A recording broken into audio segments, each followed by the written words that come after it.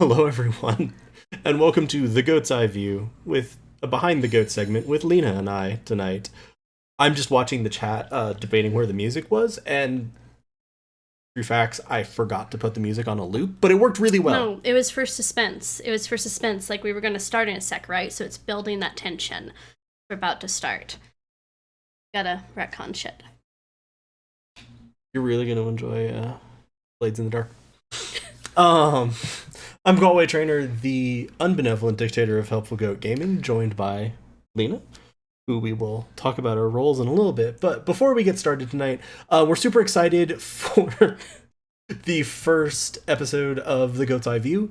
This was an idea that we had discussed internally all the way back in February, and we had pitched that in the Valentine's Day content and upgrade massacre. Letting you guys know that we were planning to have this. It's a bit of a variety show. We'll be doing sort of going over topics in D&D, doing some behind the goat stuff, which you might have seen in our podcasts before. And yeah, we're super looking forward to this. Thank you for the sub, Dane Mall. I've never actually figured out how to read that name. I am already hitting the wine. Just gotta get myself a little bit of, good feelings, because I get anxious about being on. It's fine. We can edit that out of the podcast. There's zero chance that Adam is editing that out of the podcast. Adam, confirm or deny. Odds of that being edited out of the podcast. But so as a quick overview, we are Helpful Goat Gaming. We do game design, game streaming here principally on Twitch. We also release our podcasts, Goats and Dragons and Helpful Goat Presents. This will probably end up in the Helpful Goat Presents podcast feed eventually. If you enjoy us chatting about this, please let us know, either here in the Twitch chat. You can also use the command !Discord to join our Discord, which would be super appreciated. There you can post questions. A lot of the questions for tonight actually were submitted by members of the community there, so that's really fun. We like to hang out, like to chat with people. If you would like to support us monetarily, we are an affiliate here on Twitch, which means you can cheer us some bits, subscribe to us, which you can do for free with Twitch Prime if you have Amazon Prime. Super easy to set up. And you can also use the command !Donate to go to our coffee page, ko-fi.com/helpfulgoat. Any form of support, whether that is monetary, watching us stream, chatting, joining our Discord, or subscribing to the podcast, leaving a like and a review there. All of those are tremendously appreciated. We love getting to do this, and we would love to get to do more of it. Your support is what makes it. I don't think I have any other announcements, though. We do have a full lineup of programming for this week. We have this tonight. Tomorrow evening, we have Goats and Dragons, where we play some Dungeons and Dragons with Dominic Monaghan from Lord of the Rings, Lost, Star Wars. Currently, we are attempting to get onto a floating island of sea in order to kill Santa Claus. Yeah. I feel Andy dying inside as I do this description of the plot. That's definitely what's happening now. Turtle will beat Santa Claus to death. I blow him up first. I'm not racing you on that. On Thursday, our good friends Elise and a number of others in the chat right now, Gross It's Rachel, Samwise the Pooh, among others, are playing a game of Spire, which is sort of a grittier, darker take in which downtrodden dark elves attempt to... I'm not even sure they're attempting to overthrow their high elf. They're just trying to keep their fucking apartment building from being destroyed by these assholes. It is a very... They're also I think like a sleeper cell or something. Yeah. They are actively they work against the high elves, but I mean this is just anti-gentrification. This isn't terrorism yet. It's a lot of fun. You can get obscure hyena facts. You can cheer on Sweet Pea the hyena to go eat some people. And as always, for the clutch. And then on Friday, we will have Goats and Dragons, The Fates of Rin, in which the family sets out from Cliff Mill for, I'm pretty sure I have used those exact words 5 times now. We keep setting out from Cliff Mill. Well, we did make it a home base, right? Yeah, no, it makes sense. It's just kind of funny. On the other hand, it's also much less on fire than the last few times that we've set out from it. So, Maybe. Haven't set out from it yet, honey. Okay, yeah, but you're Strombringer in that one. And I guess that is as good an opportunity as any to cut over to some of the characters that we've played and some of the things that we have done. I am the voice of Charity of the family on The Fates of Rin. Everyone, my family. Also a Dean Greygust on Fates of Rin, who as always reminds you to know your fucking place. I played Squirm, which was a very enjoyable character on Waterdeep Dragon Heist. I've played Mikek Tumbledown of Tumbledown's Flower Crowns in Dom and Dragons. and I DM all of the tier campaigns, which is in my world of tier, and I also DM'd the Dark Following two-shot for Lena. I'm Lena, obviously. I've played Stormbringer, my main bitch. Is that a okay? I'm gonna stop. Anyways, I played Stormbringer.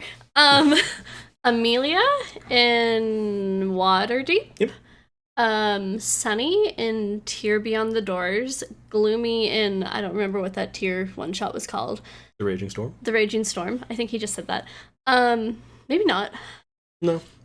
You I just didn't? summarized all Okay. of the tier DMing because there's lots of Good. campaigns. And I currently am also playing Elef in Dom and Dragons. I don't think I'm missing anyone, but maybe. Who did you play in Dark Following? Oh, we played Dark Following. I forgot Dark Following existed. I just mentioned it. I shut up. I was Victoria in Dark Following. Okay. Rachel enjoys you saying main, so Good. maybe we can work that in. If you have any questions for us as we're going through, feel free to pop them in the chat. One way to help us maybe get to it is one, flag it as a question, and two, you can use some of your goat oat points down there in the bottom of chat to highlight the message, which will make it a little easier for us to see and get back to. But we figured we would start with some basic questions and also some questions that we'd gotten from the Discord. So, how did you first get exposed to tabletop RPGs? Are you asking me? Yeah. Okay. I started playing. Well, okay. What does exposed mean? I'm not going with when did you start playing. Literally, like sort of when did you start? Because, for example, there's a long distance between me starting to play and me reading tabletop RPG books and sort of knowing about them. Well, I started playing about 10 years ago when I was 20. But I was exposed to them when I was real fucking young. My dad played D&D briefly. He doesn't play it anymore. So I don't think he was like a hardcore gamer. But he played D&D in college, and he still had all the little they were lead back then, the little figurines, and he had a bunch of AD&D books. So we would kind of play. We wouldn't play D&D because I was like 7 or something, but we would just play around with those with him, observing and making sure we weren't, sticking lead figurines in our mouths. And he would him and my mom both would tell me stories about when they played together and everything. So that's how I was exposed to D&D, and I always wanted to play it, but I never had the motivation to get a game together or DM as a teenager. I still don't want to DM. I never want to DM. So I didn't start playing until I was in my 20s when I was 20 when I found a game. Nice. My first exposure to tabletop RPGs actually was pretty similar age. I was probably 4 or 5, and I remember my much older brother was GMing a game of Call of Cthulhu for our family and some family friends. And I remember this principally because they would all go into sort of our dining room, which had doors and would close off, and I would be being taken to bed right when they were kicking off and playing. And I was just like, no, I want to know what's happening in there. I want to know what this is. Fun story, this was 15 plus years ago.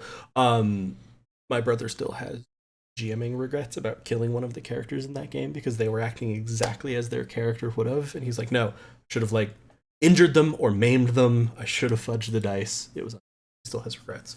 From there, I would also say, I as I got a little bit older, into 12, 13, and my teenage years, I would read a lot of D&D books, just orders, books and music. So I was always kind of fascinated with it and play around with characters. But it wasn't until about 6 years ago, I would say, that I got to actively D&D. Although, for next question, what's the first what was the first tabletop RPG? I guess for you it was Dungeons and Dragons. Yes. And what was the first one you played? So I started on Pathfinder, which is derived from 3.5, so kind of 3.5, but it wasn't. It was Pathfinder. And I switched over to 5e when I started playing with you guys. Yeah. So as much as I would say I mostly read D&D books, though I also read a lot of Shadowrun and other sort of the mass market ones that would be Borders or Noble. The first one I ever played was actually a sci-fi RPG called Traveler. It's a really fun system. It's kind of cool. Some of the ways that it set things up were not optimal, but I also liked a lot of things about it. And that was actually my first time ever playing a TTRPG was GMing. And it went surprisingly well, but the thing I most remember about the first session that we ever played was they were sneaking their way through, and then they got into a firefight. And I think the players and the NPCs missed something like 19 shots in a row. Like, it turned farcical at one point. One of the players just charged one of these guards with, like, a laser pistol, fired, missed. The guard was, like, behind cover, pops out, shoots, misses. And I'm just like, okay, I'm just going to start killing NPCs, otherwise we're going to be here until 3 a.m. just trying to kill these scrubs, and it's, like... Beautiful. Yeah. And yeah, I didn't start playing D&D until I played it some with Andy in 5th edition. 6 years ago, I think. I don't know what time is anymore. The world of coronavirus doesn't help that. But I generally don't know what time is. I think it was more like... Yeah, well, you started before we started gaming together. Yeah. So it was probably about 6 years. Yeah. So, I think those answer those. How did we start playing TTRPGs together? I was introduced to Galway through my best friend TJ. They had become friends in college, and TJ brought me up to start gaming with them with D&D and board games. So that's how we started playing them together. How much of the meet cute do you want in here? Like the whole saga? I don't know. I think you had a pretty good description of it in Discord when you were answering the question of how did we all meet. Right, so I don't totally remember what I said. I can find generally, it. Okay, so Galway and I are partnered. We're together. We're a thing. That's probably clear. But in case that wasn't, now you all know. So I have this policy of you don't shit where you eat. You don't eat you don't shit up. You don't date. You don't date the players or the DM in your gaming group because the gaming group is important, right? More important than dating people, because fuck dating people. So I kind of made an exception for him. We were him and gaming together for a little bit. I made an exception for him because I wanted to see where things would go, and I knew that I thought it might be worth it to... Can you approve that Automod thing? Yeah. I thought it might be worth it to try, right? And it was. But I'm a commitment phobe. Luckily, I don't ever have to deal with that again, theoretically. Hopefully, don't die. So I did almost lose the game group because I stopped wanting to date him for a while, and then we kind of had to rebuild and work on our relationship, work on me stop being so commitment phobic, mostly take things really slow. But it worked out, so maybe sometimes you should shit where you eat, but only in very special circumstances. That's the moral of the story. I don't feel like I have anything that I can possibly add to that, but yeah, the facts as described are true and are valid. I'm trying to think, what was that campaign? Oh, it was the Out from the Abyss. Yeah, which we never finished because it was a nightmare to DM. Because it was a nightmare to DM, but I also remember I helped you and TJ make characters. Yeah, because so Pathfinder, for anybody who hasn't played on it, is a It's a great system for giving you a lot of ability to be really creative and do a lot of stuff. But because you can do that, there's like 5 million options. So when I was playing Pathfinder, I usually just used a computer program to make characters. So I never made characters on my own. So he made the character for our first campaign for me. You were Vulgan. Yeah, and now I'm able to make them on my own because 5e is way, way more streamlined than Pathfinder. Yeah, it's. But I remember you all charging through the Underdark, and man, that one was so much fun. All of your characters and all of your roles, so much fun. And then from there, we've pretty consistently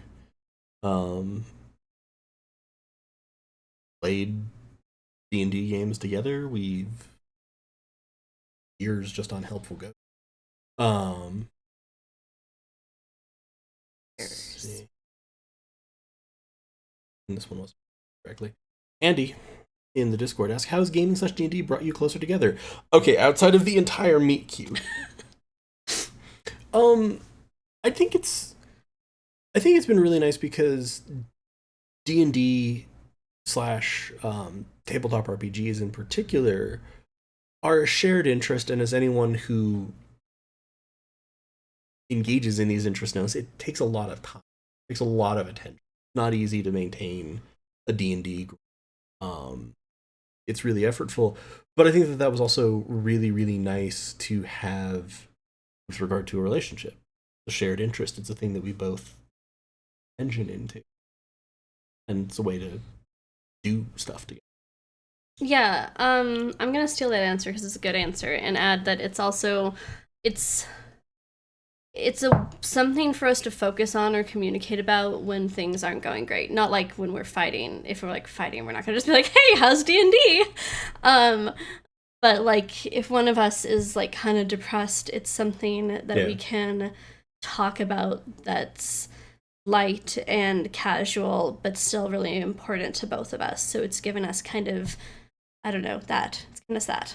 Well, it's also, I think on that level, it's also really nice because it gives us lots of room to talk about different.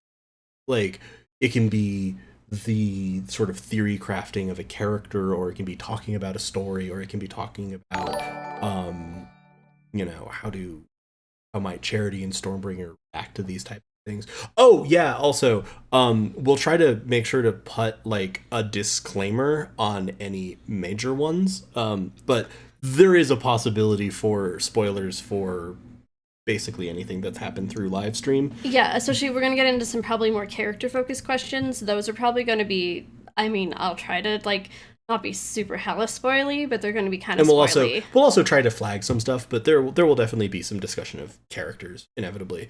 So you've been warned now, and like I said, we'll try to warn you. Yeah, right before we, answer things that would be really spoily. Yeah.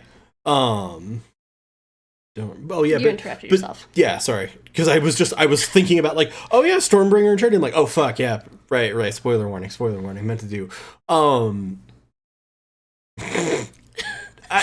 Okay, so Rachel, you could just stop that sentence after the word everything. You'd be good. Be fine. It's not nice. Andy doesn't spoil everything. Rachel, confirm or deny.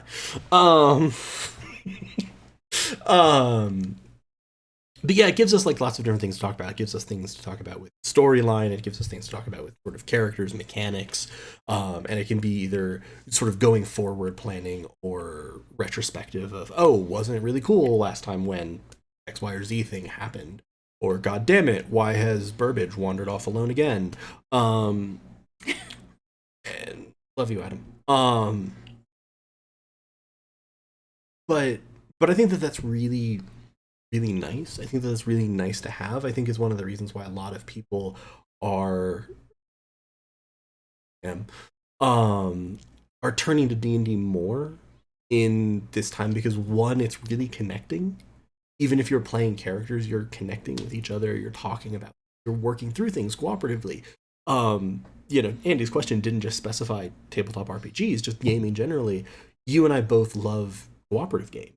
Yeah. We like the idea of playing something overcoming this challenge, communicating together, and that's just a shit ton of fun. And I think the D&D offers that like no other. And there's an entire thing. Zbashu, YouTuber, also discusses like the hidden phase of play in D&D, which is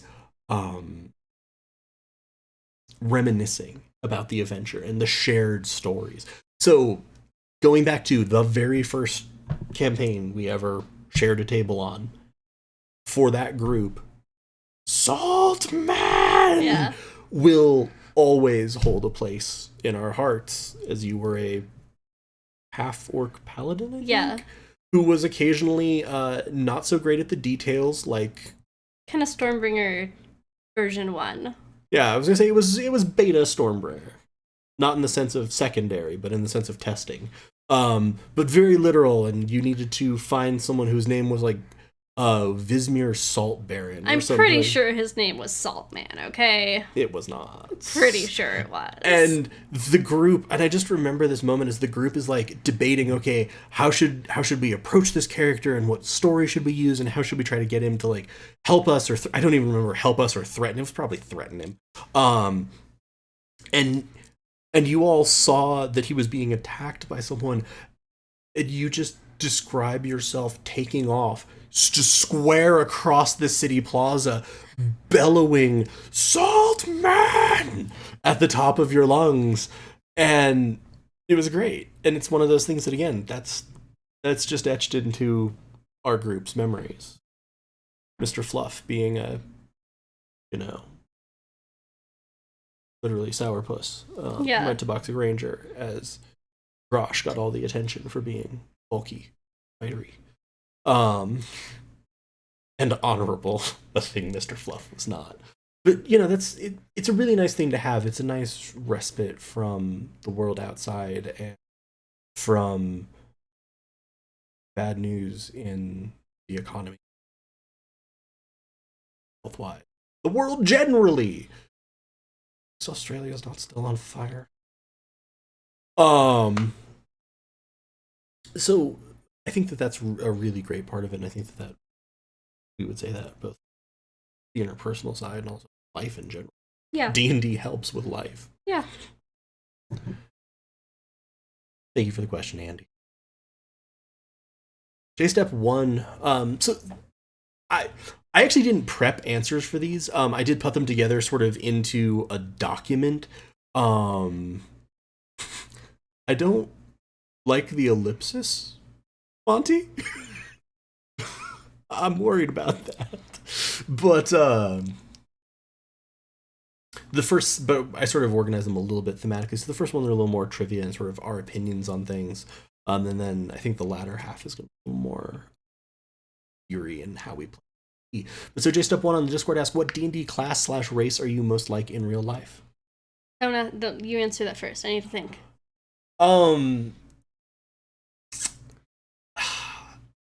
It's a hard one for me, because if they still freaking existed in the game, I would go with Mystic. But I would say for me, I'm torn between like Wizard or Paladin, and I realize those are two.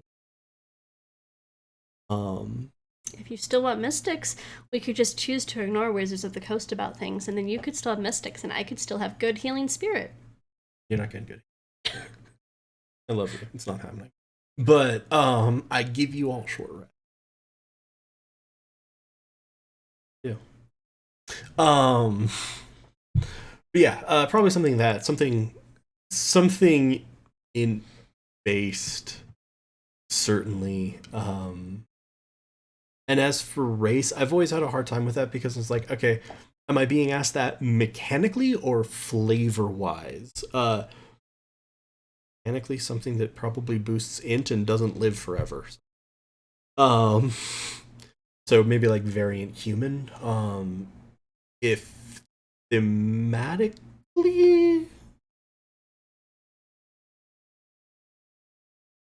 I'm wrestling with the fact that inside I'm just coming to the conclusion that maybe I'm a high elf,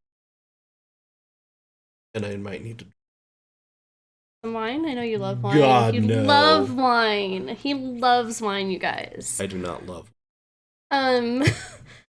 I think for me, race, I'm gonna go with, this is like a really half-ass answer. I'm not thinking this through, sorry y'all. But I'm gonna go with just like Elf, because they're pretty and they live for thousands of years, and I'm gonna live for thousands of years, right? And then class, I'm kind of like tied between, I'm definitely a spell casting class. I'm not strong or dexterous. I'm like fine, I'm average, but I'm tied between kind of sorcerer and wizard, I think. Wizard gets at the really academic side of me. I'm in grad school right now. I'm seriously considering getting a PhD later in life once I'm less burnt out on papers. I love learning, and I'm like I've recently been made aware of the fact that saying that's statistically unlikely isn't comforting to other people. Typically, it's very comforting to me. I love research. So that's really wizardy, right? Because they're the imp-based caster. They got all this through learning, through working their asses off. But that kind of brings me to my other answer, sorcerer, who just innately has magic. And I'm not like magical, probably. But a lot of my qualities are more innate. And also I kind of love chaos, and I'm a bit of a troll. I'm a hardcore troll. I was sitting out in the living room today talking to Galway's niece, trying to figure out ways to grief players in Animal Crossing. There's not a lot of ways. She does not have access to Animal Crossing, for the record.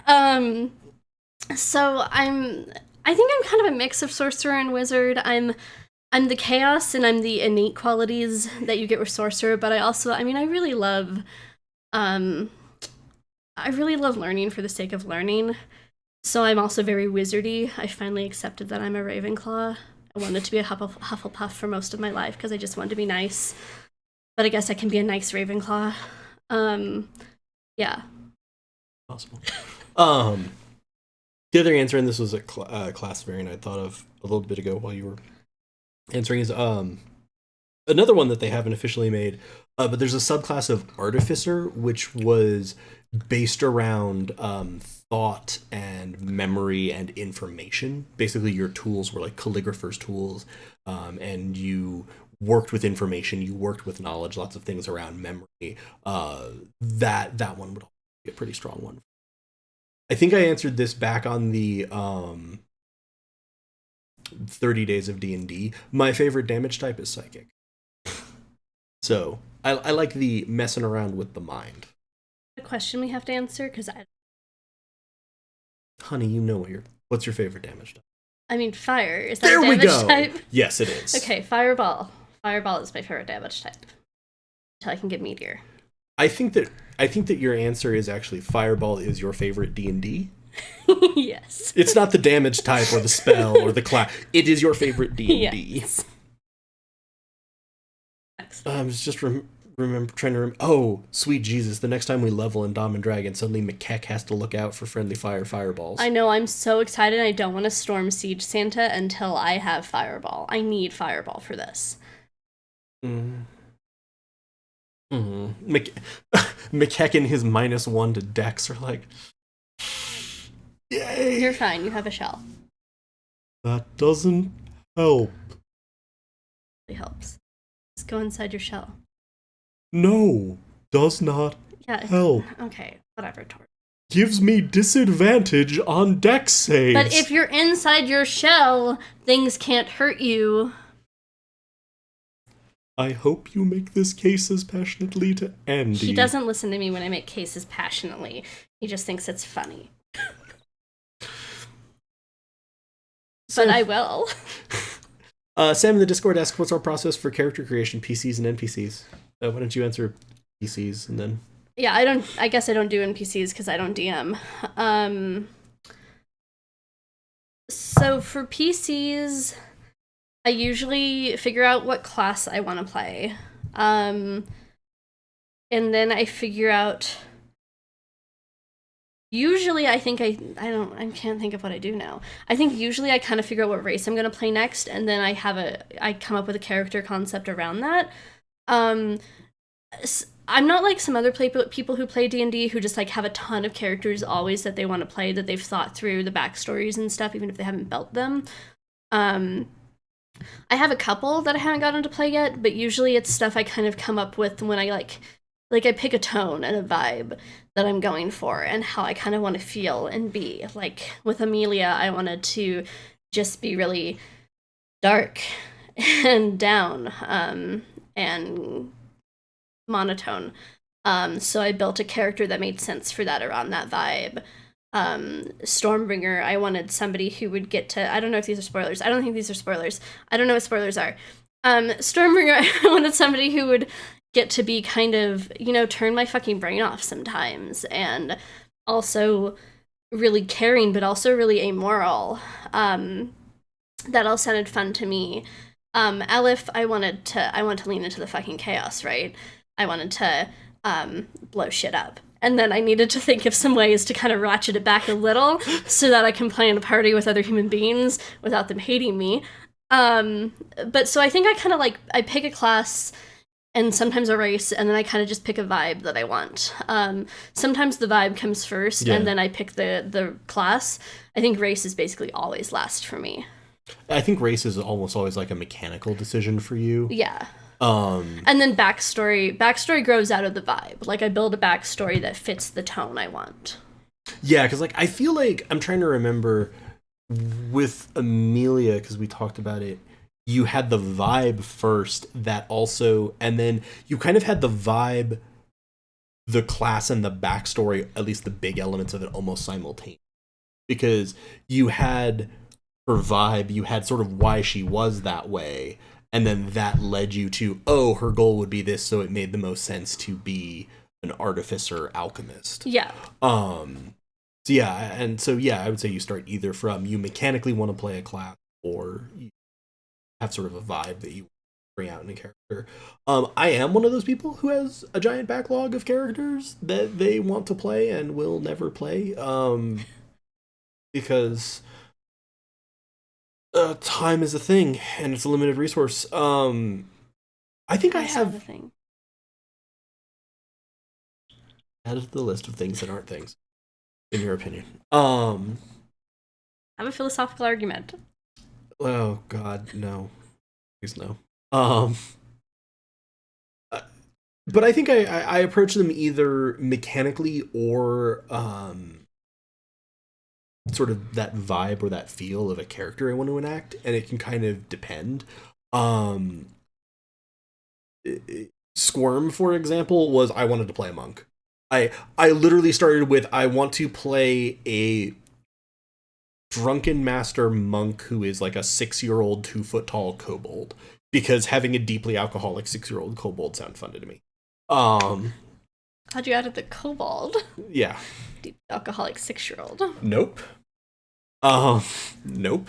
No. And thank you, Chris. Chris is backing me up on the time thing. We don't have to have a whole argument, but time is fake. Anyway, continue your answer. No fucking can. No. Whereas a lot of my and some of my characters are mechanical, some of them are feel. So Charity, for example, I'd volunteered to take the role of healer, but I also knew I wanted to create a really caring, supportive character. And I wanted to also play a little bit, even down to Charity's name and the trope of the sort of standard fantasy trope of the healer with a virtue name is inevitably going to be a woman character. And I'm like, no. Yeah. And get to play with sort of some of those roles a little bit. And frankly, the mechanics all later on Charity. I knew, okay, role I want to take is healer. And I'd say that I think about that a lot. Not so much class, but okay, what role do we need or do I want to play? Do I want to be front? Do I want to be tanky? Or do I want to be a caster? And then after that, I'm like, okay, what's everything in the game that can heal? Not this, not this, yeah. not this. That's sort of it. My process for NPCs, because I do DM, is a little bit different. Were they supposed to meet this person? were they supposed to interact with this person for more than 3 sentences? And is this person important to the story? If the person is important to the story, or they were supposed to have lengthy interactions with them, in my world building and in my DMing, I like to take the approach that this world is real and has a reality outside of the party's actions. It's not just centered on the party. The party obviously have an enormous impact and strongly affect the state of the world, but this person would have been doing something whether or not the party existed. And so I always try to sort of give them a voice, give them a presence, give them a personality.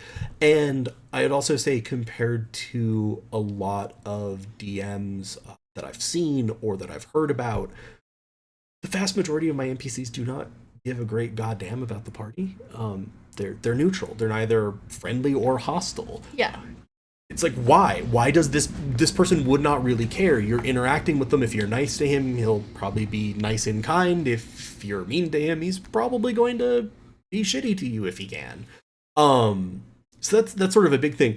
On the other side, when suddenly the players begin interacting with a character that I wasn't prepared for, let's go with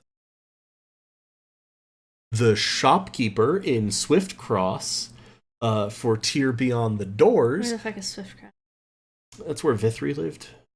Okay. So Vithry was a good example of a... also, spoilers for Tears Beyond the Doors. Spoiler for Tears Beyond the Doors. It's not out not in the podcast spoilers yet, and it's not major anything. But Vithry would be a good example of a story-important character. I spent time sort of crafting him, figuring out... This shopkeeper, whose name I cannot remember... I'd been looking through a random list of like character quirks, and one that I saw was cannot see or hear dwarves. And I was like, going with it. I'm sure this will not at all come up. And then they're all just like talking to him, and I like casually throw in that there's a dwarf there, and like the entire party sees them, and this shopkeeper is just not reacting. It ended up on Sunny's to-do list, is get this shopkeeper able to see dwarves again. Yeah. I love that there was this entire thing that had to be like, oh, well, but how did this happen? I'm like, I don't know what happened. Like, all right, figure it out. Yeah, so it kind of depends on the character. I always do try to give them a little bit of both a physical description and some kind of quirk. And I would say the biggest thing that I try to do is think about what this character's orientation would be, with the default answer of neutral. If they're a shopkeeper, are you going to come in and politely purchase things from their shop? They're good with you. Are you being a pain in the ass or being disruptive? They'll probably call the guard. Like, this isn't... Fuck the place. This isn't like that complicated, nor is everyone super focused when I make it. Jerry74 on Discord. Favorite characters to play or DM for? Okay, this is where we will almost certainly end up with some kind of spoiler. Yeah, probably spoilers. I love all my characters a lot. Victoria was probably one of my least favorite, but not because she's not awesome. It just wasn't quite as fun. I think... So I love Strombringer because I love being able to turn off my brain. Like, it's like a boon and a curse, because, like, also I don't always turn my brain off, so I, like, know things strategically, or I know things plot-wise that there's no way Strombringer would have reasoned out. She's not smart. She doesn't think deep.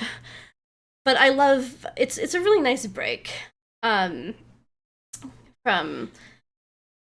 just everything, getting to turn my brain off. I think one of my other favorite characters was a character that hasn't been on any podcasts, Jade, and Sunny is kind of a reprisal of Jade, where it's really nice getting to be nice, and Sunny is a little obnoxious, because I have to be a little obnoxious, right? Like, I wouldn't be myself if I wasn't being obnoxious sometimes. But it's so nice just getting to be just nice to people, and seeing the best in people, and wanting to think the best of people even when I know I shouldn't, like Lena knows I shouldn't because and produce a to-do list to help them. Right, it's really cool. And then also Elef is fun because it's fun getting to be really chaotic and blow shit up. I haven't blown enough shit up, but we're working on it. I love just getting to lean into the chaos, and that's another way of kind of getting to turn my brain off. And also, I love Amelia. I love all of them. But I'll stop. Okay, I also have the kind of cop-out answer of I do love all of my characters. And I think that this is one of those things that we have a question that sort of relates to this a little bit later. I'm often surprised at where my characters end up going. Over time, I have stopped trying to define exactly who this person at this point of time. I want to do enough to give the DM, usually Andy, a hook as to why my character would be adventuring. I want to know that. And the thing that I'm really big on is I want to know what they want after they're adventuring. Like, that's one of my favorite questions that I implement as a DM is asking people, like, oh, what's a short-term goal for this person? What's a long-term goal for this person? Where would they like to end up? What would they like to be doing? Because I think that adds a layer of depth to the character.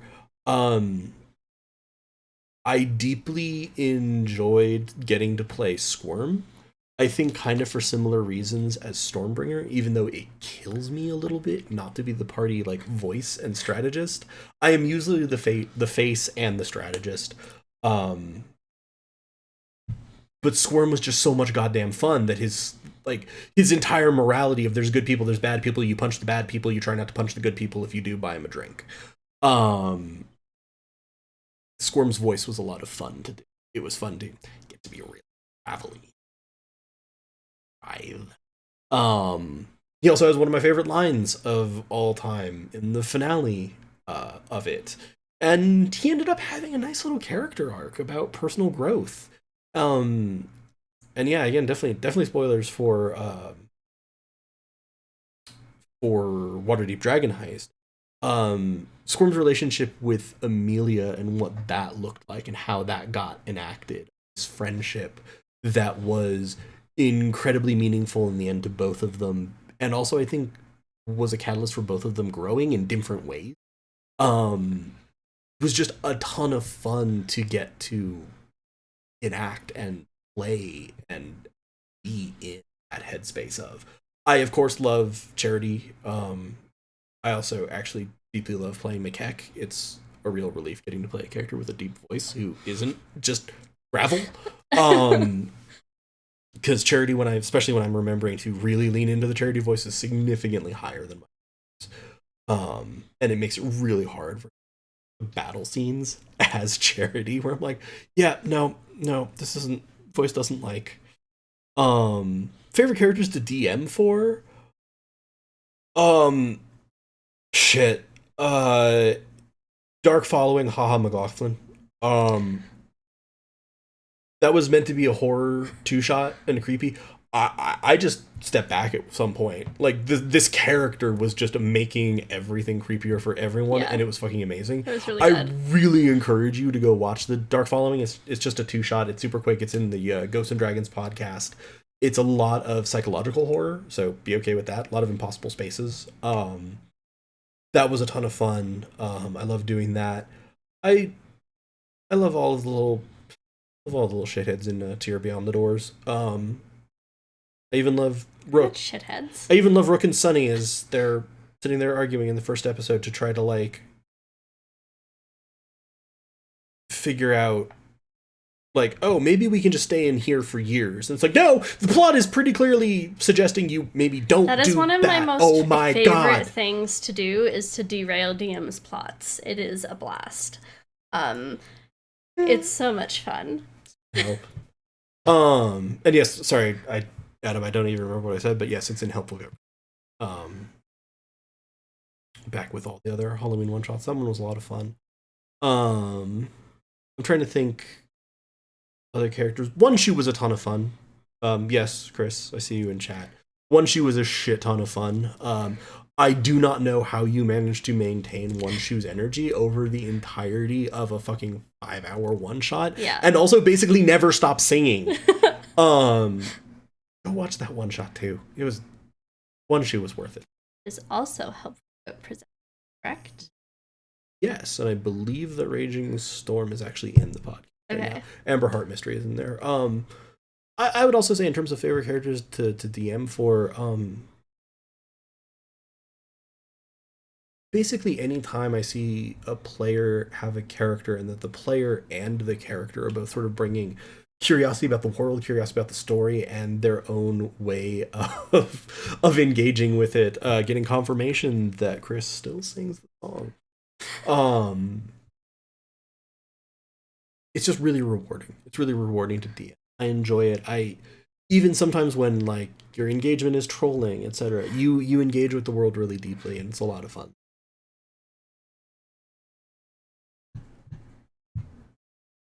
Monty, we've both played a wide range of characters. We just started to talk about that. Any you didn't feel a connection with, or some you'd love to get the chance to play again? I didn't feel as connected to Victoria. I really liked her. She just didn't seem as me. Like, I strongly believe that everybody puts a piece of themselves into their D&D characters. I don't, and maybe that's also what acting is. I'm not an actor, but I think I have this theory that acting and D&D are playing aspects of yourself, right? Victoria wasn't an aspect of myself that I feel like deeply connected to, or an aspect of myself that I'm probably really gonna feed. So I didn't feel as into Victoria.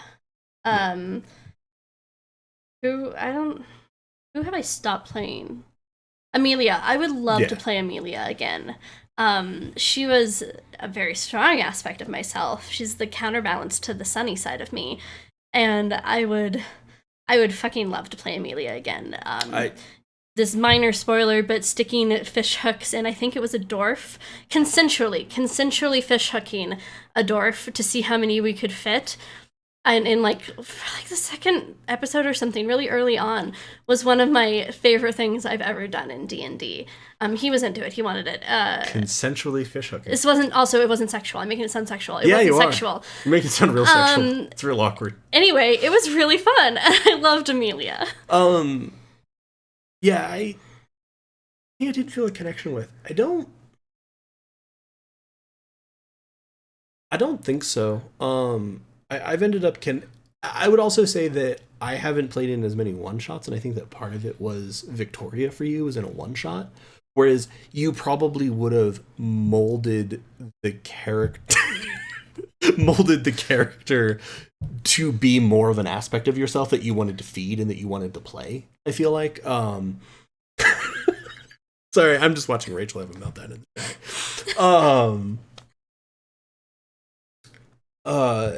And I think that because I haven't really played in any of the one shots, and I haven't really played in many one shots overall, I've always had the opportunity to take characters and sort of steer them back towards something that I want to play or develop, and get to have that sort of whole experience. Character I'd love to get the chance to play again. I'd love to get to play Squirm again. I would love to get to have Writhe and Squirm get to go fuck up the entire city of War again. There's, again, minor spoilers for Waterdeep Dragon Heist. There is an abusive pet owner and pet seller that needs to get fed to a giant badger. No, babe. No, we kill them and then I use them for my research. But Mr. Chomper's got to eat. No, Mr. Chompers can have carrots. Mr. Chompers seems pretty clearly carnivorous. I think carrots are meat. Do you think that? Or does Writhe think that? I mean, fuck, why not both, right? Let's retcon it. No. Writhe is better than but I'd love to get to play that. We've talked about maybe bringing some of those characters back. Sort of brief campaign intersperse. The names were designed, Rachel. Technically, it's what Squirm named Amelia because of what people that experimented on. But yeah, I'd like to get to play him again. I'm sorry, we don't have that command. Sorry. We'll look into ways to do that. I'm not sure we can integrate GIFs in, but yeah, I think that's pretty full answer to that. Yeah. Vex, what race or class have you played in the past that you would play differently now? This one's actually pretty easy for me, so you can think about it for a second. One of my not first, but one of my earlier characters was a warlock named Servant. Stop me if this starts sounding familiar to anyone who's watching here beyond the doors. I Servant was the first spellcaster I played, and I didn't really understand the mechanics of spellcasting. I didn't understand what set warlocks apart, and I didn't really expect to I didn't expect some of the development and some of the party role that Servant ended up taking. So this is also kind of an answer to a question of, which I think is coming a little bit later, of have you ever had a character develop differently than you were expecting? Servant developed differently than I was expecting, and that meant that my stat base was really sort of mediocre for what I wanted to do. And as much as that was still fine, it was still fun, and I loved that character, it made it a little bit difficult to do some of the things that I then wanted to do, and that the party needed me to do. 2 monks and a warlock. But yeah. My first character was a sorcerer, and that was in Pathfinder, but I had no idea what I was doing. But I've played a sorcerer since then and knew what I was doing. I would like to play sorcerer again, though, and I would play it differently. Sort of like sorcerer is the class of my heart. More fire? Yeah, basically, I'd make sure to optimize it for explosions. I'm realizing warlocks are very good for that also, but meta magic makes things fun. And also, I mean, the only paladin I've ever played was Volligan, and I think I would like to take another whack at paladin, playing something kind of weirder than the kind of standard idea for paladin, just because I think it would be fun to branch out into that. Yeah, to be fair, though, Lena, while playing Volligan, this very standard paladin, would repeatedly scream at her party members, "Fuckers, heal yourselves!" Okay, but that wasn't Volligan, that was Lena. Lena doesn't want to be the healer. I hate being the healer. That was Lena. As for, I don't think there's any races that I would directly play differently that I can think of. Mr. Fluff, my Tabaxi, was a very excitable kid. Right? Race is also, at least for me, and I think for you, a whole lot less meaningful for our characters typically. It's more of like additional flavor than it is than it plays a part in shaping anything. I make it very clear that we are not going to be playing with the fantasy racism. We are not going to be any of my worlds. I just don't like it. I don't like the energy that it brings to it, and I also I'll have an entire rant on this in a future Goat's Eye View. The fact that D&D seems to conflate race and culture and not be able to mechanically distinguish between the two bothers the hell out of me as a sociologist. So, yeah, it's something that I've never put as much emphasis on. They're basically stat block. And yeah. A little bit of fun with like appearance and mannerisms. Right. Like Mr. Fluff hung out on chandeliers and ate fish and stole yarn from every shop we went to. But yeah, it was just in as a sort of fun piece. I don't like the alignments. I see Monty vigorously agree. Yes, D&D has flavor issues. Hey, Okbatok. Sam in Discord asks, is there a particular component of role-playing that you struggle with? How do you go about improving on it / working around this? So this is kind of the move into more how do we do role-play? I struggled a lot when I started gaming, with having fleshed out characters, with having characters whose motivations made sense and weren't just Lena's motivations, who had, some aspect of backstory that kind of made them who they were, and who wasn't just me being a, what are they called? The treasure people. Munchkins. Yeah, a munchkin. Or a murder hobo. Because I really like murdering and I like treasure, right? Like, who doesn't like those things?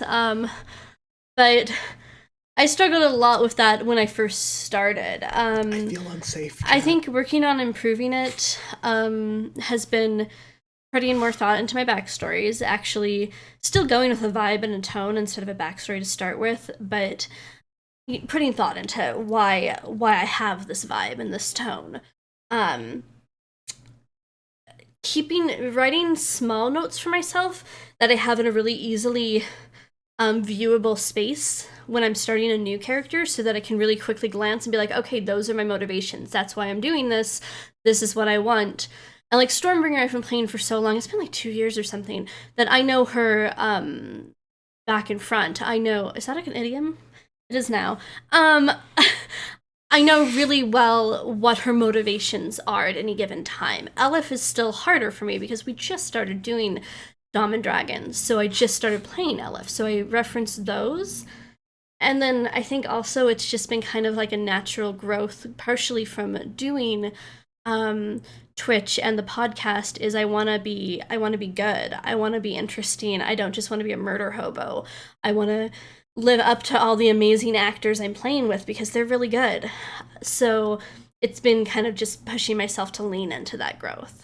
Thanks, Monty. Have a good day at work. Also, Akpatak, thank you for the follow.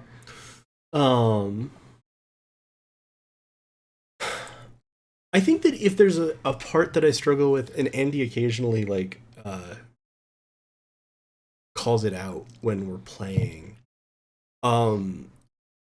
I've spent so long in groups where there was a need and a desire for me to be sort of the face and the strategist, that it's really hard for me to turn that off. Like, several times in Waterdeep Dragon Heist, Andy, I can hear Galway trying not to lead, and it's hard. It's just what I'm kind of used to. It's the characters that I've traditionally played.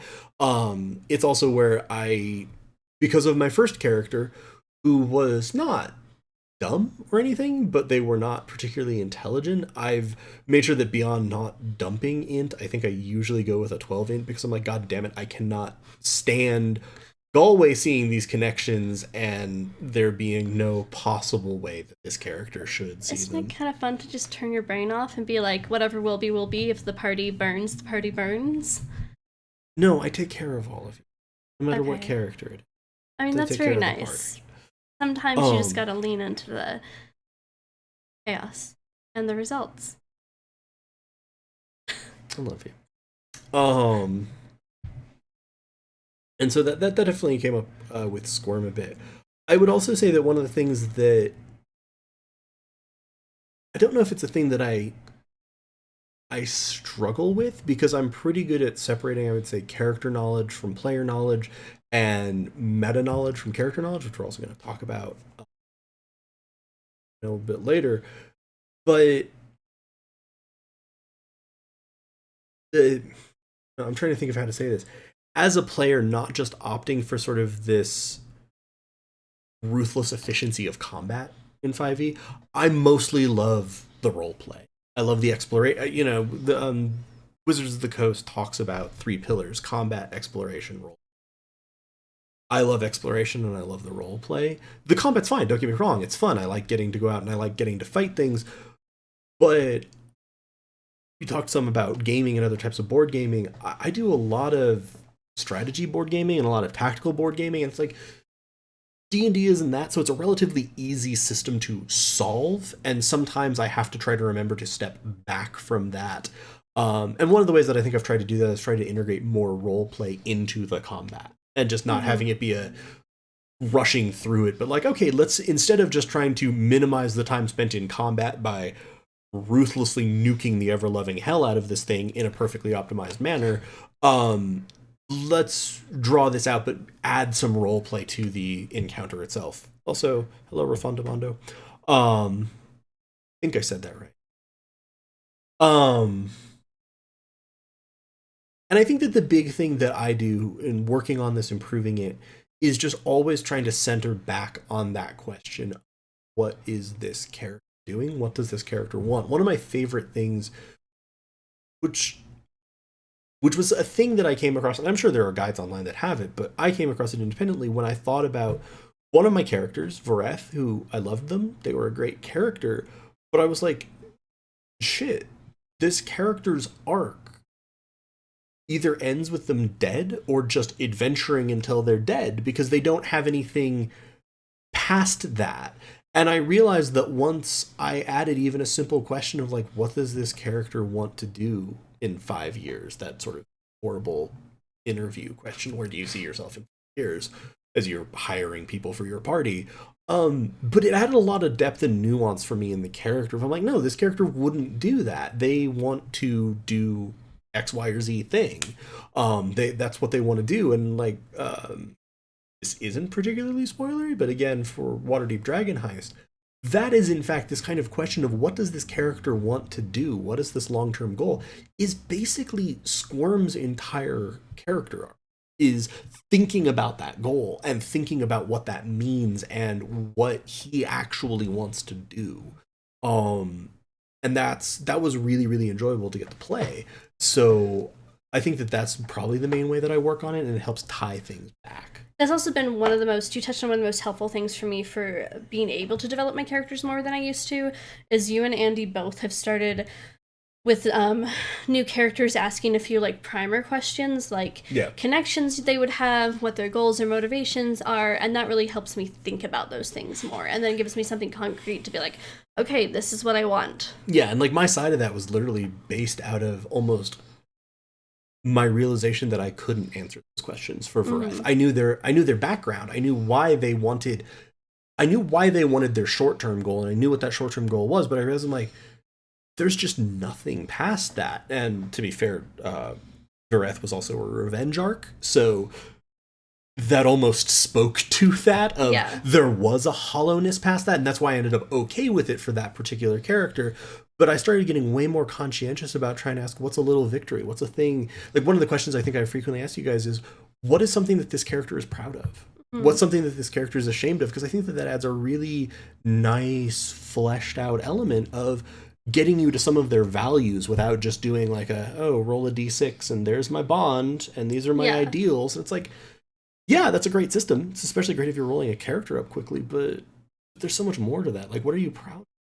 What's a thing that you would tell these other adventurers about yourself quickly? Who would you be most likely to make friends with, and why, is another question that I like, because it encourages people to both form a connection inside the party, and it also makes them think about, well, but why? Why is that character going to respond to the kindest person in the party, or the one who's most obliged or most inclined to get things done?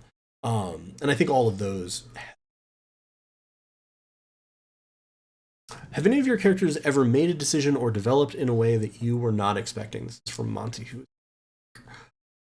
I'm gonna warn now, when I answer mine, I'll let Galway go first. Mine is major spoilers for Fates of Ren, for Goats and Dragons. Goats and Dragons, the Fates of Ren, the family. Like really hardcore spoilers for something that just happened relatively recently on stream, so I think it's up on the podcast, but I think it would be is it the most recent podcast episode, or is it the second most recent?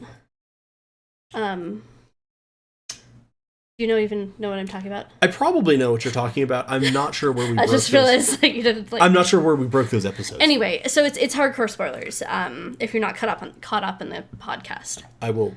We can do a hands up to indicate when we're cutting over to you.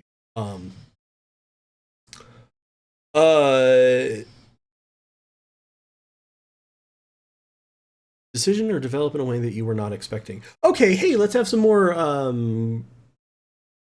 Fates and Rin. Yeah, Fates and Rin. That's the name of the series that we've been playing for 2 years. Jesus Christ. Fates of Rin spoilers. This one is way earlier though. This is back in the first season, and I think sometime around episode 40. I actually know because it's a quote that's in here. Episode 28, so it's pretty early on. Charity's response to Behelit. I've warned you. Charity's response to Behelit on being told to kill Burbage. It's not that I was expecting him to go like, oh yeah, fuck that hobbit. I'll just murder him. Well, but at the same time, in the backstory, and this is the thing that the player wasn't expecting, as well as like the character wasn't. Behelit was this incredibly important figure to Charity. I mean, I described and I roleplayed in any of the sessions. Charity was in audience with Behelit, he would be crying. Like, this was a really emotionally powerful moment to him every time he had this connection. He had this sense of place. And we had been developing, not intentionally, for, I would say, Adam or me, and I don't know about for Andy. But Burbage being this character that Charity was really, really intrigued by, because he was simultaneously kind of immoral and also kind of a disaster artist, but also a really fundamentally good person in a way that resonated with Charity, and it resonated with him after having had arguments with him early on. And the moment led to one of my favorite quotes from Charity, which is this just debate with Behelit on what it means to be good and why people might be good and what goodness even means, and ends with just this declaration of, I am Charity. My family's Charity. And up until I did that moment, I didn't know what the fallout was going to be. I wasn't really going to go murder a player character, even though the DM was telling me to, which was one of these weird things that Andy and I tend to have a rule, don't break the party. And I'm like, you just fucking told me to break the party with my god. But Andy trusted you not to break the party. Yeah, I think he also did not expect me to go interesting with it. Yeah, and I don't think he expected me to go murder Burbage, but that was certainly a major pivotal moment for Charity, and it was not one that I saw coming.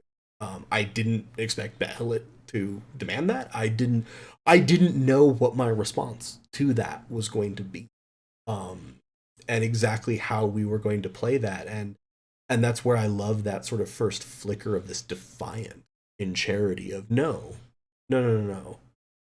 fuck, this is what I think is right. I don't care what other people are doing. So mine, major spoilers for podcast if you're not caught up. Adam says it's from, it happened about 3 to 4 podcast episodes ago, so if you're relatively caught up, it might not be a major spoiler, but major spoiler for Fates of Ren if you're not. By the way, if you are hopefully watching this, and also if you're in the chat, I will, wave when it's safe to come back. Yeah, we'll start doing, YMCA. I am going to get slapped right in the fucking face with, oh, Jesus! That was a spear hand. Okay, okay, so yeah, we'll mime, or we'll type in chat. We'll type in chat when you can turn the sound back on. That makes more sense than miming. Also mime. So... Okay, no, let's do this. Yeah, so Strombringer trying to murder Arbin was a surprise to me. It wasn't a surprise because it made perfect sense for where she was at, right? She had do I need to spoiler tag things for previous things? Also, the Charity thing. Here's another major spoiler for podcast. Major spoilers just all around for the Fates of Ren. So if you're not completely caught up on the podcast, you should probably just go. Yeah, stop listening to me. And care about these spoilers. Are major. I'm gonna give you a sec. No, wait, that wasn't the waving for come back. That wasn't the waving for come back. Don't come back. Okay, so she lost Vimeris, she lost Charity, she has gone, really, yandere, to use a thing from Japanese dating sims, because I played too many dating sims. She's gone really full, I love my family so much. I love the family so much. I'm going to take care of them no matter what. And she's gone kind of fucking crazy. So it made sense for what she did, for her to try to kill Arben. It made sense for where she was at. Not try. It made sense for where she was at completely, but it was also a complete surprise to me. Like, I didn't think I would like do that. Like, I always strategize, right? And I was like, oh, that doesn't really make good strategic sense. That's gonna upset people. It did upset people. It upset people a lot. People being Burbage were very, very, very, very, very upset. It set off a huge fight in the family, and I didn't expect that I was going to do that at all. I knew that we were going to have to deal with the situation in some way. I didn't think we were going to deal with it in that way right then, or that I would just fucking lean into it and literally twist the knife. That was all a complete surprise, but also made complete sense for where Strombringer was. It wasn't me just being a, like, murder hobo. It absolutely fit with Strombringer. It was the opposite of murder hoboing because it was directly against our interests in a lot of ways, except for the character interest. But it was very shocking. And it's weird when you have that thing that you do when your character does something that you, as a player, regret, because you're like, I gotta keep doing this, I gotta keep leaning in and playing my character, but also inside you're screaming, like, God, I'm so sorry. So it was really interesting, and it was very surprising to, I think, everybody involved, including me. I wasn't that shocked. Okay, well, fine. Everybody else. Yeah, it was definitely a surprise to everybody. And it's safe to come back now if you turned the sound off. YMCA.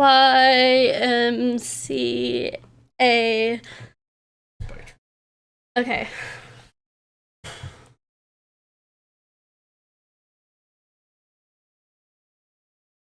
Oh yeah, so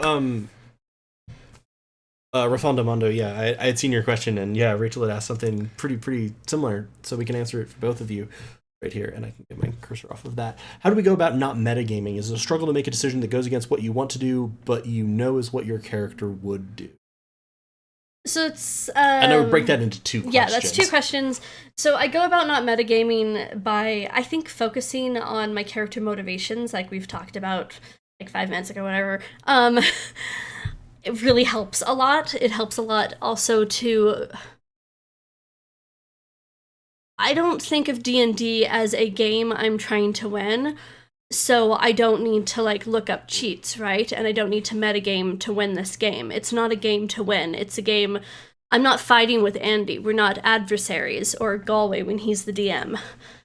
The whole point is to tell an awesome, fun story and to get to a conclusion that we're all happy with and satisfied with and feel like we told a really good story. Even when we're not doing podcast or stream, the goal is to tell a cool story with friends. It's not to beat Andy or to beat Galway.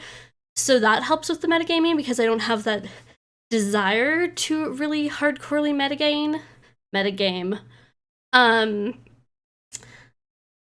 But it is still a hardcore struggle to make a decision that goes against what I want to do, but I know is what my character would do. It fucking kills me inside. It kills me inside every time that I have to not make the strategic decision. And it's fun. It's freeing. It's really freeing for me. I don't think it is for Galway.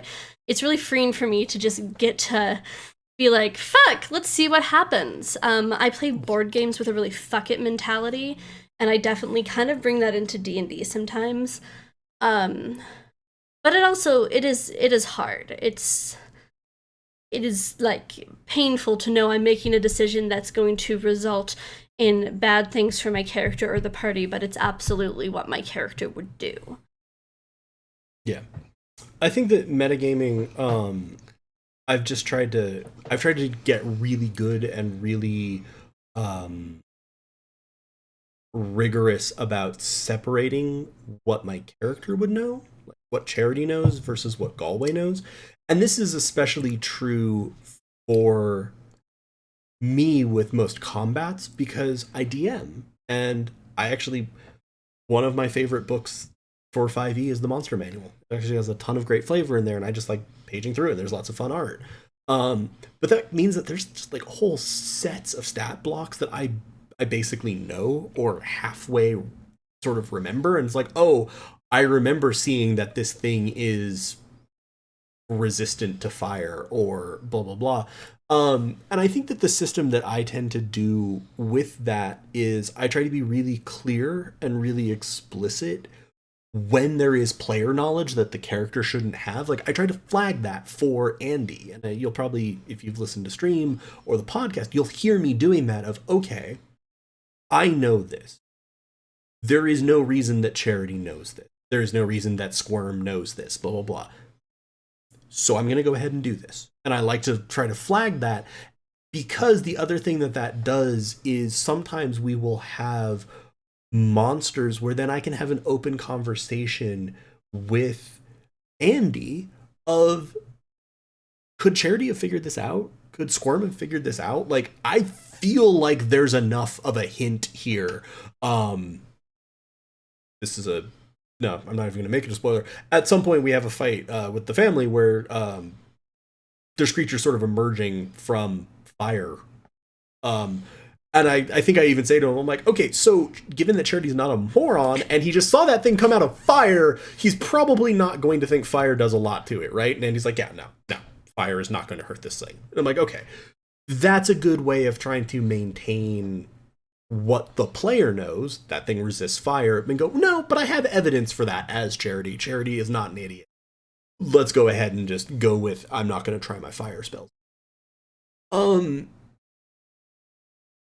Is it a struggle to make a decision that goes against what I want to do, but what you know is what your character would do? There's where I go a little bit more, not metagaming, but what Lena was talking about making the right choice. The way that I've kind of, and it is a struggle for me. The roleplay aspect and the exploration aspect are not puzzles to be solved. They're not things that have a solution. Whereas the combat for me very much is, there's a thing that has a solution. And I've tried to integrate more role play into that. It has not helped that the character that I've played the longest now, like recently and most continuously, has been Charity, who is both the healer and kind of the blaster mage. Like, I'm the heavy magical damage, and I'm also the healer. And that means that basically every one of my turns, I am presented with this like duality of heal someone, buff someone, etc. That side of it, and make that thing a deep fried like critter. And I always have to weigh those and balance those. So I would say that Charity is actually one of my most strategic characters anyway. So the struggle is almost hardest with him. In my mind, with Squirm, it was pretty easy. Squirm was like, all right, which one looks like the most fun to punch? That one? Okay, we go punch that one. Is Sparkles standing near that one? Good, we really punch that one. But with Charity, it's even harder to try to sometimes be able to take that step back, because also Charity is fundamentally invested in keeping the family. That's that thing. That is his shtick. And that makes it even harder than I think to have discussion. Yeah. Also, it helps, like, I've never DM'd, so, like, he talks about, like, knowing stat blocks for monsters and stuff. Half the time, like, Andy or Galway describes a monster, and I don't even know what monster it is, even though I totally should, because I've been playing D&D for 10 years. So, that's very easy for me to just turn off. Refundamondo, how do you handle that out of combat? That kind of struggle against optimization versus character work. I find it much easier outside of it, because then I'm in character work. Exploration wise, I know how the character feels about exploration. Like, Charity is extremely cautious. Squirm was a little more gung-ho. Especially once he got them shoes that let him climb on the ceiling a lot. He was just like, bye, fuckers! I think out of combat, conversely, it's almost harder for me, because as much as all my characters are aspects of myself, sometimes my characters go to places where I don't want to be. I don't want to be doing these things. I don't want to be saying these things. And that's, again, just kind of leaning back into what my character's motivations are and her goals and why she would be doing these things. But it can be challenging to put myself in that emotional space if it's not the emotional space I want to be in. It can be a real struggle. And I think I do it well, but that doesn't mean it's not tiring sometimes. Yeah, and I was gonna say, without going into spoiler territory, but over the course of Fates of Rin, Charity and Burbage particularly have certainly had a few blow-ups at each other because of just art and what their personalities are and sort of what each of their, frankly, their histories and their damage, without again spoiling anything. And I think that one of the things that we've had to do with that, because Adam is a much better actor than I am and a much more trained actor, but within this and within my role play, I definitely lean into what the character would do and what the character is feeling, and that leaves you drained. That leaves you feeling some shitty things. And I think one of my favorite things that we've managed to do with this group, these people, is care for that, and is make sure that everyone is okay, whether that's in the break in an episode, after the episode, whatever it is, next few days, just sort of checking in, feeling out how things are going, making sure that everyone's okay, and making sure that, first and foremost, like, we either you nor I had like met or gotten to know Adam before we got onto this, but we've been playing D&D with him now for a couple of years. Like, I would count him an excellent friend. I would count him a close friend. He knows more about my psychology and some of like the shit that I deal with and some of the issues that I personally, Galway, have than a lot of people who knew me for a long time before that. And I think that that's the most important thing, is that, yeah, no, these characters are there. Let's figure out how to route back to we're okay. We're not splitting the party. And most importantly, first and foremost, are the players okay? How's everyone doing? We love each other. We're okay. We trust each other. And we appreciate, I think, the that each other bring. I'm amazed that I managed to get through that with being really spoiler light. That was a fucking maze of things that I could say that would have gone badly. So thank you for that. The follow-up question. I think kind of the short answer is know your character. Is if there's something that you think your character would want to do that you don't want to do that. But also know your character, know the motivations, know why your character is doing these things. Because that just makes all of it a lot.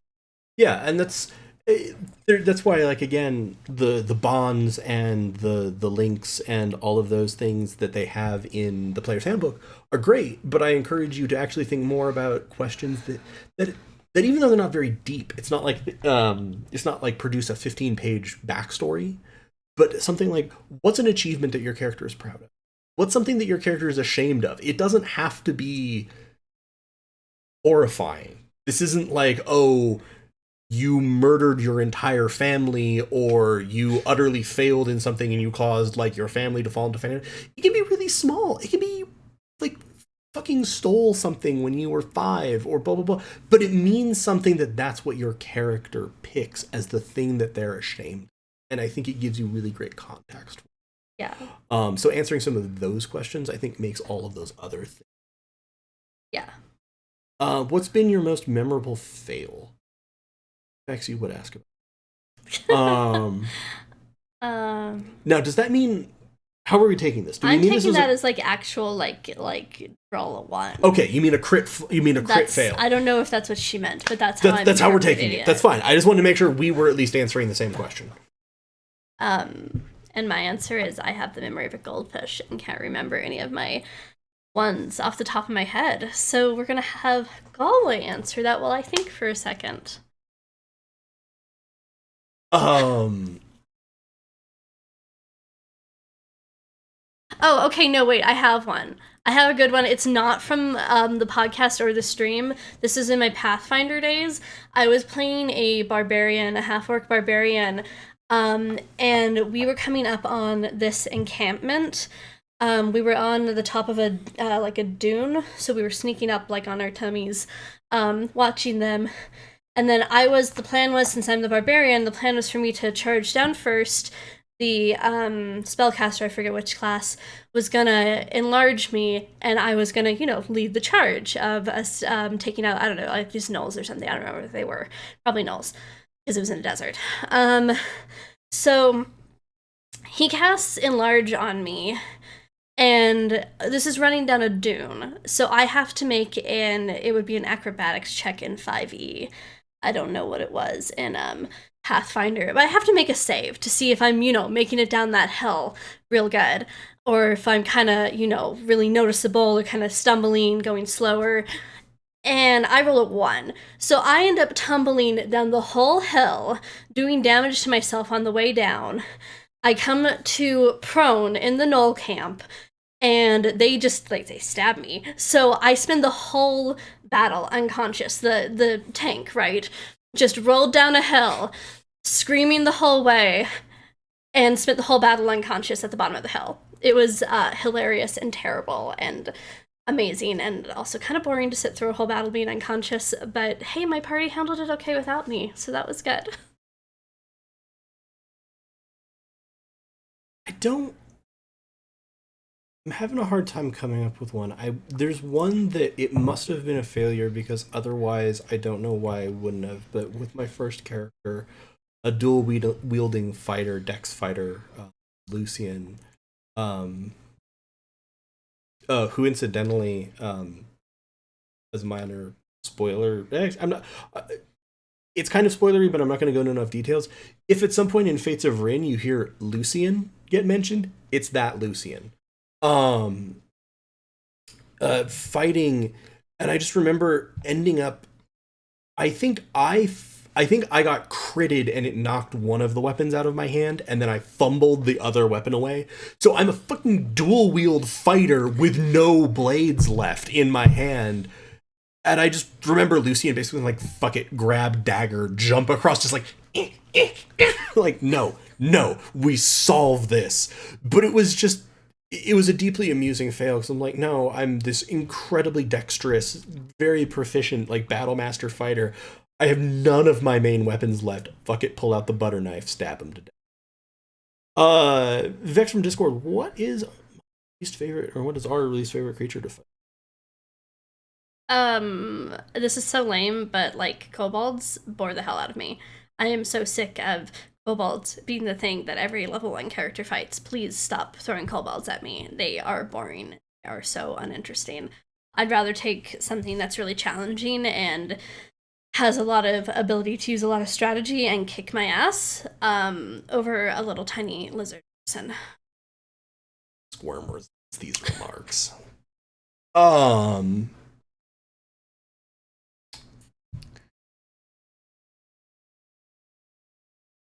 I don't know. I'm a little bit torn. Andy likes to torture me with Rakshasas, because in that first campaign, Lucian got tortured by a Rakshasa. But honestly, I've also gotten to the point where I almost have the Rakshasa stat block memorized, and they actually are really, really, really interesting creatures. So that helps with that. Honestly, I would say that my least favorite creature, and it's not a specific creature to fight, but my least favorite types of encounters are creatures that are kind of focused on taking away your ability to do things. So like paralysis,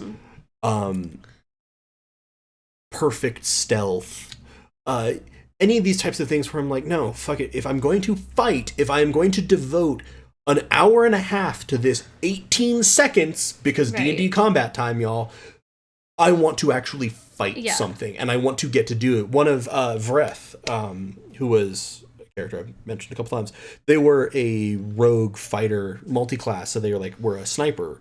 We fought this one monk who just kept stunning striking them, and I literally spent 4 rounds in combat taking basically no fucking damage from the guy, but also not being able to do anything. And I'm like, this is great. I'm here, whatever, I'm here. And those can be really frustrating when it's taking away your control as a player, and when it's just on a failed save, you're out of combat now for however long, like my fumble that I was just describing. It can be extremely frustrating to just be like, I've screwed up one dice. I don't even screw up. Like, you don't screw up dice rolls. The dice screw you up. There was one bad dice roll, and now I'm just screwed. It can be really very frustrating. And that's where, like, this is not to say that I don't like monsters that have interesting strategic things around limiting players. I think that's really interesting.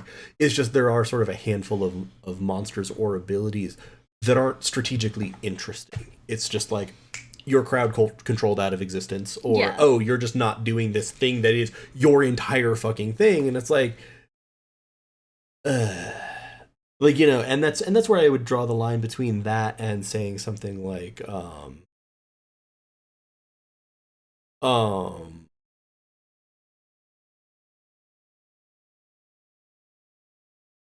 like a beholder with its anti-magic ray. Mm-hmm. That's interesting. Also, hey, Prinzing 34, 74. I don't know why I just turned a 3 into a 7. Water Boss in Zelda Ocarina of Time was awful. Why have you brought it?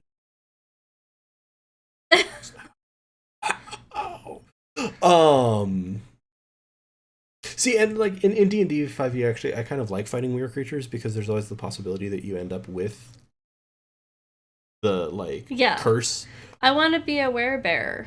Werebear. They're nice. In 3 of my campaigns successively, Andy ended up with some form of weird curse. It's because Andy's actually a werewolf, you guys. And then when he gave me stick about it, I'm like, 2 of these you volunteered for. 2 of them you chose not to fight the curse. This is not on me. One of them you outright picked to be made into a weird creature. And he's like, how are you doing this again? I'm like, the last one wasn't me at all. It was an offer. The one before that, you were like, nah, I'm not going to fight it. I want to be a weird rat. I'm like, okay, strange choice, but off you go. Any character concepts you'd love to try but haven't had the chance? So many, Monty. My backlog of characters is just many. I have one backlog, and it's a surprise for if I ever get to play her on stream, which I'm hoping I do, because I think it's a fun character concept, or maybe not for a medium length campaign. Not really short, but not like really long. But it's a surprise, so I'm not going to say what it is. I'd love to play, this is on the theory crafting and the game crafting side of it, I'd love to play a barbarian, so a druid barbarian multiclass, because honestly I want to play it as like a gnome or a halfling or something, and just have this little tiny dude who suddenly looks really mad and be like stomping towards them and have them be like, haha, what the hell are you going to? I'm a bear now, motherfuckers. Just because that would be to me on an ongoing basis. I really want to play a wizard. It's amazing to me that I have not actually played a wizard in any longer form campaign. I played one for like a couple of sessions. Me with access to, oh shit, I can just find scraps of paper with new spells on them, is a thing that I deeply look forward to. Also, preparation casters, the sheer level of control that I have as Mikek, compared to the struggles that I have with Charity of like, great, I leveled, I added a spell, and I can change 1. I am now stuck with it for like 5 sessions at a minimum now. Better pick right. Versus Mikek being like, I want to grow flowers today, so I will. Yeah. Yeah. Question from Monty, other than D&D, what are your favorite tabletop games? We play a lot of board games, or we did back before grad school, and then COVID-19 ate my social life. Spirit Island. Although we're getting into board games online again with people in the Discord, so that's a lot of fun. But Spirit Island, definitely. We played a ton of The Grizzled. We tend to like co-op games. Yeah. Because for people who have played games with me in Discord, I am really fucking competitive.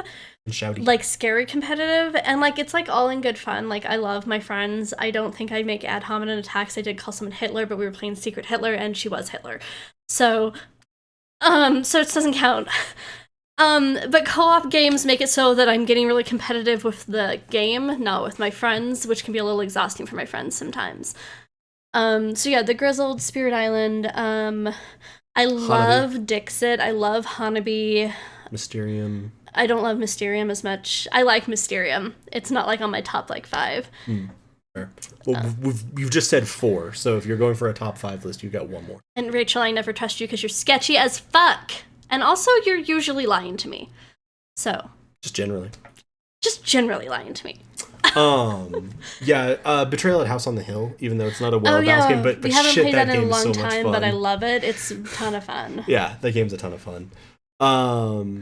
Actually, I really do enjoy Secret Hitler a lot. I know I just had to shout at people and call them Hitler. That's part of the game, right? So I enjoy Secret Hitler a lot. Well, Rachel, you'll have to deal with your effect. In terms of other tabletop RPGs, I think, you would probably point to Pathfinder, another one that you like. I'm super excited, and I think we're going to be trying to stream it soon, either a one-shot or a campaign. Need to circulate out materials to people and get thoughts on it. A tabletop RPG called Blades in the Dark, which is about being this basically small criminal gang in this very noir industrial magitech city, and basically a lot of it is around setting yourself up with a base and affiliations and all of that, getting your group sort of set up. And then they have a really interesting system in it for planning a heist, and then you drop into a heist. Yes, Rachel, this is the one. One of the direct comps that they mentioned for this game is Dishonored. Another one is Bloodborne. These are a couple of my favorite games. I made mention of this earlier when you were commenting on just retcon, lean into the retcon. One of the things that I really like in that game system is, in order to encourage people to just go in, get into the action, have fun, and assume that you're kind of good at this, like you're good at planning heists and all of that. They have a system whereby it's called the flashback system. So if you run into something in the campaign, you just do a flashback. It's not, oh shit, I didn't prepare for there to be a guard here, or blah blah blah. It's like, oh, I can have a flashback where I bribed that guard and it costs you X amount of resources based on how hard it would be to do. And I think that would be super fun to play with the group of people that we have who are all at improv.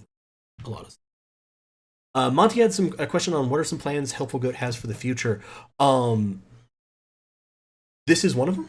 More content like this, getting to know us, getting to talk about us, going to have some topics. I'm going to have an announcement for what this session will be next week. The end of this, and we're also going to be planning a short video, sort of like our St. Valentine's Day content upgrade and content massacre. Yeah, content and upgrade massacre. There we go. That's going to talk about the directions that we're going to be taking. It's all good stuff. It's not stuff that's going to be impacting you in any bad way. Frankly, it's going to be impacting good ways. We're really going to be super focused going forward. What are some things about the D&D 5e system or the way people play it that you dislike? I will have another one of these where I just rant about some shit. We already did. Film like a 2-hour rant of Galway talking about the cultural problems. I would also like to not have it just be a rant about things that I don't like. I'd also like to express some of my philosophy. DM a game, what it means to play a game, etc. But we did tack my rant onto the end about the rule ambiguity and how some of this shit feels like it wasn't play tested. So if we're going to do this with ambiguity, we're going to lead with the ambiguity on, for the love of God, Wizards of the Coast, pick a word other than level. You've got your character level, your spell level, blah, blah, blah. I still remember someone being told me, like, yeah, I'm 5th level, so I have 5th level spells now, right? I'm like, no, you're 5th level, so you have 3rd level spells. This makes all the sense in the world, right? Right? It's worse if you're a half-caster. Congratulations, you're 5th level, you have 2nd level spells. You couldn't have picked another. But we will also talk a lot about racial alignments that'll display. I fixed it. They're going back and forth. Racial alignments, the differences between what a race is and what a culture is, really bothers the hell out of me. And some of that. So with that, I think we're done with sort of the community questions that we had gotten to. So we had a few questions that people had dropped in to the Twitch before we get done. What are your favorite Pokemon? Oh, sweet Jesus. This is a long list. It's not a long list for me. I'm into Pokemon, like, don't get me wrong, I'm just not as hardcore into it as some people. I can't actually, like, who do I love? I like any of the really cute ones. I like Lantern. I'm sounding like I'm not, like I don't play Pokemon. I sound like somebody who doesn't play Pokemon. Would you actually play a significant amount of Pokemon? I like the little candle. It's so cute. Litwick. Yeah, Litwick. Okay, we're gonna turn that gain down again. And I like, because I'm making the high-pitched noises. You're making the high-pitched noises, and I stopped leaning back, so... I like cute Pokemon. I like Wooloo from the new one. Mareep the sheep. Is adorable. I like cute things. I sound like I don't play Pokemon anyway. My first starter was a Charmander, and Charmander through Charizard line is absolutely a huge favorite of mine.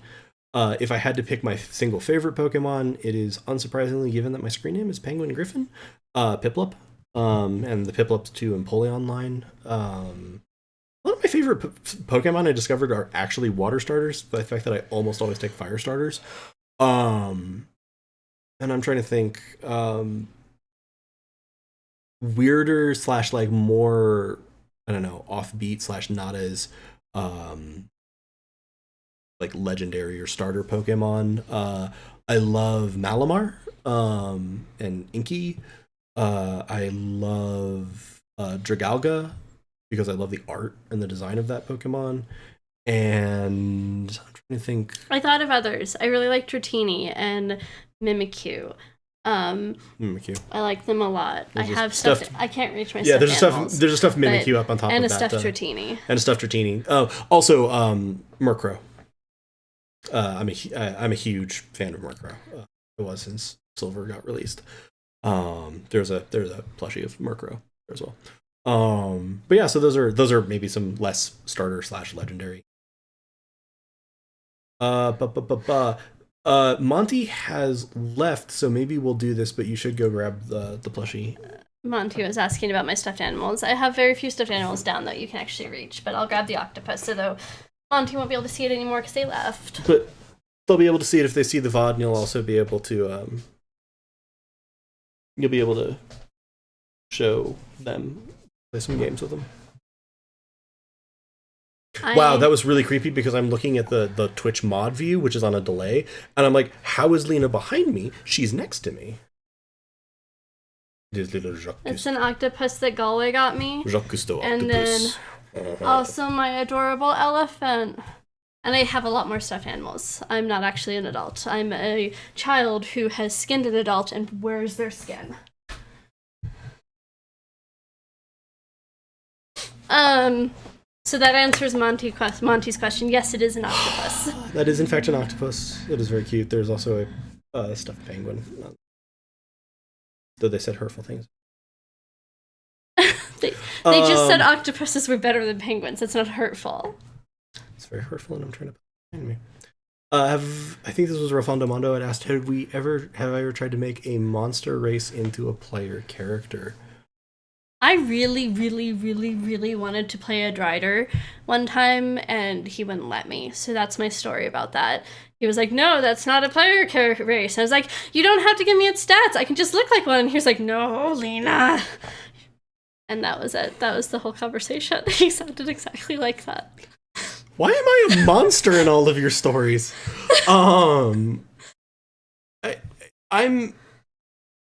I am open to turning monster races into player characters. I think that the hesitation that I typically have is one, as in actually, and both apply to writers. One is why the player wants to play that in the first place, which is often tied to the creature abilities, and the creature abilities are often those of very high CR creatures for a reason. And so that's not even a reason not to do it. I just want to make sure that people know that they're not getting those abilities, though it is also a pretty significant challenge to get those to work then. Like with a Drider, what do you leave? What do you take away? The other is, it depends not on the racial alignments and outlooks, which I've already specified I feel like are bullshit, but if there are very specific mechanics or story prompts around how these things exist. Like Driders in 5e are the result of a curse from Lolth upon the spider goddess upon Drow. They are literally entirely cursed beings. So that one, it wasn't even that I wouldn't. I'm going to regret saying. It's not even that I will not let you play a Drider. It was going to be a lot of effort for getting that right. And sorry, I'm just liking Rachel being like, Galway, I need your email and Twitch chat. I'm like, I'm not posting it in Twitch chat. So you're saying I can play a Drider? At some point, maybe. Fuck yeah. You guys heard it here. He said I can. At some point, maybe. I'll just ask Andy. Andy will be like, fuck yeah, Lena. Andy loves it when I do crazy shit. I don't know if Andy will be like, fuck yeah, Lena. Andy might be like, fuck no, Lena. Because sometimes when I ask to do crazy shit, he's like, no. No. Nice try. But yeah, I think that's right around the 2-hour mark, which is what we were aiming for. Thank you so much. These were ones that I'd done. That's why I put them under there. I'm helping him. I'm a helper. But thank you so much, everyone, for tuning in. We had a lot of fun. We're looking to do more stuff like this. Next week, I believe in the same time slot, we will be doing a goat's eye view on running D&D for kids with Rachel of Gross It's Rachel. Of Gross It's Rachel, whose Twitch screen name is Gross It's Rachel. She has like Gross It's Rachel is like her brand. It's like of Gross It's Rachel. Yeah, Gross It's. Yep, it works. It scans. She has her. She has a ton of experience, and I've been seeing a lot of stuff right now with people with kids who are interested in maybe running D&D and getting to include their kids in the hobby. She has a lot of great tips. She's done this a lot. She has, I think, some really good insights of how to tell the story, mechanically what you can do, and just recommendations of all of that sort of nitty gritty. So look forward to that. We're going to be planning for that, assuming nothing else changes, next week, Tuesday, starting at 9 p.m. Eastern. I'll be on there with her, talking to her. We look forward to that. You can also submit more questions, tips. You can also submit questions in our Discord, which again, if okay, Rachel meant it that way. I'm fine. You can submit questions in our Discord. You can also submit them to us on our Twitter. We're probably gonna send out a tweet about that shortly, maybe tomorrow morning. Again, if you've enjoyed this, go ahead and follow us here on Twitch. You can use the command !Discord to join our Discord. It'll also be faster if you use that. I don't know what you're pointing at. Yeah, I know.